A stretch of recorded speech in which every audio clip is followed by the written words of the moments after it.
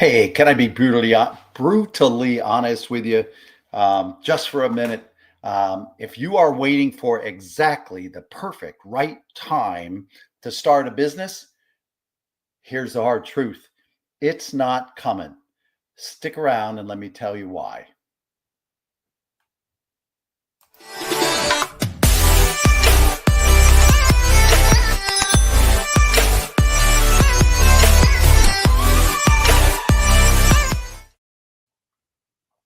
Hey, folks, welcome back to Franchise Pitfalls and Profits. I'm Shin, your host, and you are listening to part 5 in a special series: Why You Won't Start a Business. So far, we have unpacked fear, self doubt, analysis paralysis, and even the role of spouse and stakeholders and family and how they can resist and hold you back. But today, we are going to confront something else, and it's kind of a sneaky thing.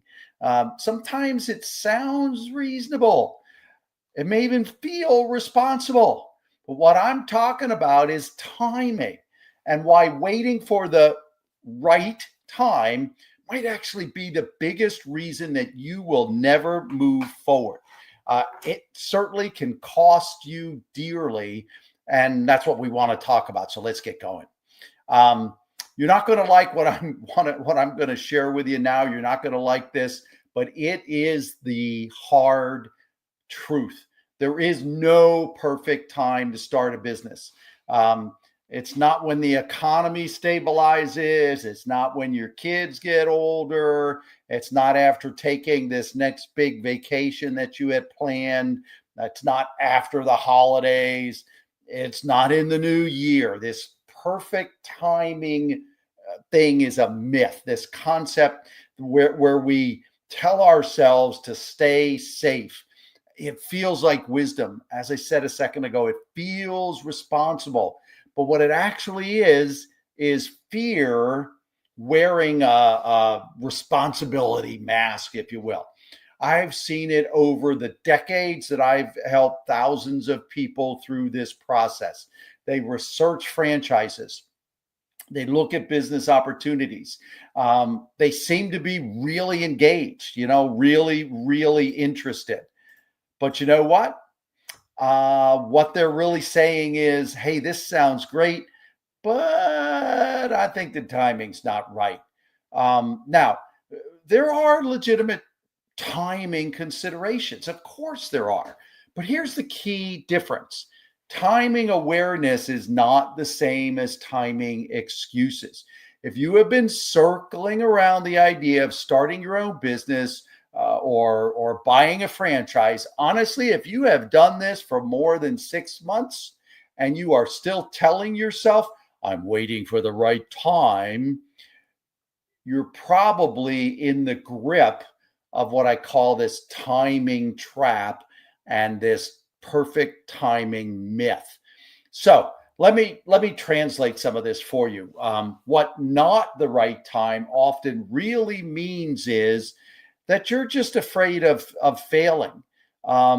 You might be telling yourself, oh, I'm just not really ready now, but I will be at some time. You may be saying, hey, I'm just afraid to invest money. And yet, oh my goodness, how many other ways and places have you invested your money or wasted money sometimes? You might be saying, I don't want to disappoint anybody else. But we wrap it in this word of timing. So it just sounds so much more acceptable than those other things that are honestly just excuses. It seems less vulnerable to say, well, it's just not the right time for me, than it is to be candid and transparent and say, I'm just afraid to start.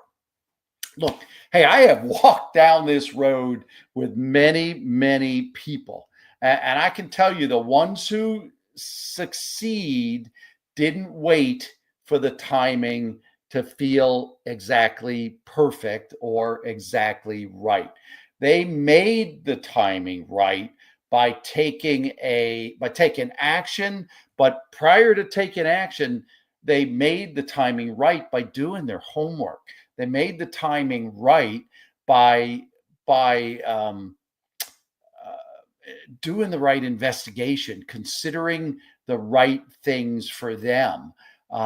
They made an educated decision, and that's how the timing ultimately became right. They moved forward imperfectly, sure. They adapted as they went along because that's always going to happen. That's always going to be the case. They trusted that building their future was worth some of this in unclarity. There's some of this lack of clarity, and maybe, sometimes even kind of feel messy. But they trusted that building their future, having control of it themselves, was the right way to go. All right, so let me tell you about Tom. Tom was a mid-level executive. He was at a manufacturing company. He had a steady job. He had a 401k, kind of predictable schedule, although once in a while, the boss would call or he'd have to jump on a plane unexpectedly. But he'd on occasion looked at franchising, up in the middle of the night, Googled, I hate my job, I hate my boss, and found some things. And he may even have taken some phone calls with some people. And this went on for years. A person like Tom is saying things like, it's something I've wanted to do for a long time, but I'm just not sure now is the right time.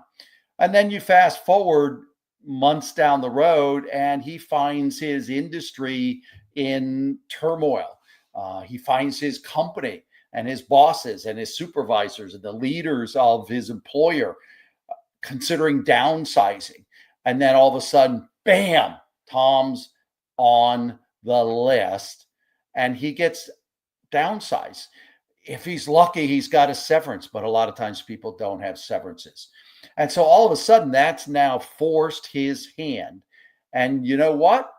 There are great examples of guys like Tom who thrived through this. They ended up buying a franchise that was really matched to them. And they crushed it. They exceeded expectations in their ramp ups. They exceeded their financial expectations of the franchisor. And, a story like this, a Tom like this, fundamentally looks back and goes, why didn't I do this sooner?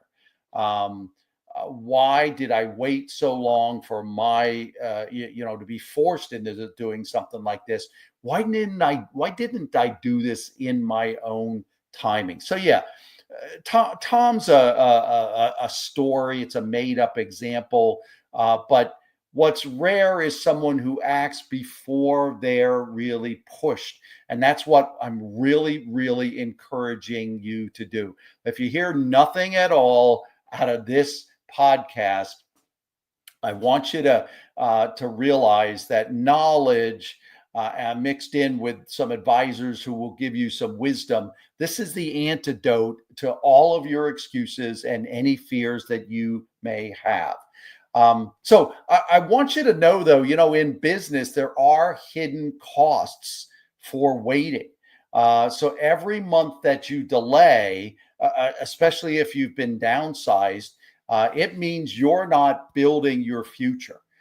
You're not building something that has equity for you rather than for the man. You don't get to grow maybe even a little bit of your own brand in this because you're waiting. You don't get to improve and increase your wealth building through other alternate income streams. And you don't gain the experience you need for your future. When you're doing the same job, particularly if you've been in a job for, say, 10 or more years with the same employer, you're not gaining experience and you're not growing. So people think waiting is kind of this neutral place, but it's really not. Waiting is choosing to stay in the same place, and that can cost you. So there is a cost to inaction. It's not visible, and sometimes you can't always calculate it until it's too late. but it is real. And that's what it's a point I really want to get across to you in today's episode. You'll never see the customers you've never had, or haven't gotten yet. You'll never meet some of the employees who may really help you grow your business and join in your vision and your mission. Um, you will never know the compounding effect of time and building wealth, the compounding effect of your own success for your own business. You're never going to experience that until the clock starts for you. Now, I'm not tone deaf. I know there are seasons of life where certain business models aren't wise. Seasons of life where it's just not going to work for you. So I get that. If you've got a newborn, and maybe if you're moving houses, um, if you're dealing with a maybe a personal health issue, yeah, that's not a great season to open a brick and mortar franchises or any franchise that requires, 60 or 70 hours in the first 3 or 4 months. I get that. But here's the thing, there's always going to be something. The question is whether how much of a barrier really is this? Or is this really, again, just an excuse for other things that are really holding you back? So if your kids are little now, guess what? They're going to go to middle school, and there'll be something going on in middle school that will not allow you to do this. Eventually, if your kids are in high school, yeah, they're going to go to college. Maybe right now your job is really demanding. And again, although you're working for the man, that does pay the bills. So is it really going to be any less demanding 6 months from now? Maybe the economy's uncertain, but hey, guess what? Economies go in cycles. They're going to be uncertain and they're going to be certain at times. There's always going to be some economy factors. So instead of just asking this question and dealing with this thing about, is this the right time, or is this the perfect time? What I want to encourage you to start asking is this the right opportunity? And am I willing to figure it out in at times once I start it? You don't need perfect clarity to take the first step. You just need enough clarity right now to just commit to learning, commit to building knowledge about what you're thinking about doing. That's how most successful businesses and business owners have started. They didn't wait for perfect timing, and they didn't have anything perfect before they started. They had this willingness to learn, uh, uh, to get advisors and experience around them, and move forward just one step at a time. Don't get consumed by the totality of all of this. Just look to make a plan to be stepping one foot in front of the other, make one step at a time. Take some steps toward the potential goals and future that you want. So here at Franchise Building Expert, again, I say this a lot of times. We've helped thousands of people through these decisions. We've walked beside them. And when it comes to timing excuses, because that's really what it is. Again, you're not always going to want to hear what I have to say, but this is the truth. It's really excuses for most people in most cases. But here's what we find overall really helps. One is, be honest with yourself. Name what you're afraid of, particularly if you're working with tenured advisors like we are. Talk with us about it. Is it failure? Is it financial concerns or money overall? Is it about letting other people down? But just say it. Fear shrinks when it's exposed. Put the light on it, and get tenured people around you who have gone through this and done this. Get their thoughts. What did they feel? How did they work through it?